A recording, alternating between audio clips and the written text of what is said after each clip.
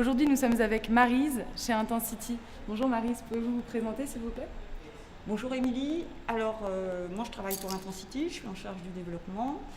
Intensity, c'est une entreprise qui a été créée fin 2006, vers 2006 je crois, et qui héberge et accompagne des petites entreprises. Vous êtes ici sur notre site de Clichy.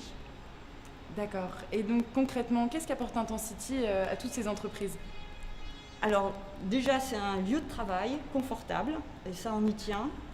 Souvent les gens qui viennent ici, ils ont commencé par travailler chez eux, et c'est pas toujours confortable de travailler chez soi, donc c'est un vrai lieu de travail structuré où ils peuvent apporter leurs affaires et être dans un vrai lieu de travail, même si ce sont des toutes petites entreprises. Ensuite, on les accompagne, c'est-à-dire qu'on va les aider au jour le jour à développer leur business ou à améliorer certains points de leur business à leur demande. Et puis surtout, ils rencontrent plein d'autres entrepreneurs avec qui ils peuvent discuter, échanger, tester des choses et faire du business tout simplement.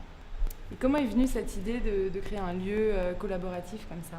Alors l'idée en fait au tout début c'était Alexandre, c'était vraiment la réunion du sujet, la rencontre du sujet sur lequel il voulait travailler, qui était le développement local, notamment parfois d'ailleurs au travers de sujets sur les quartiers un peu difficiles. Et puis son propre besoin, le propre besoin d'Intensity de trouver des locaux. Voilà, donc c'est la réunion des deux qui a donné lieu à la création du premier site Intensity à Paris.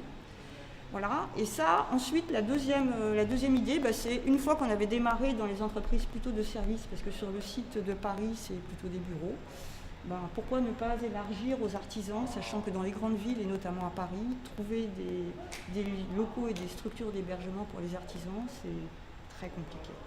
Voilà.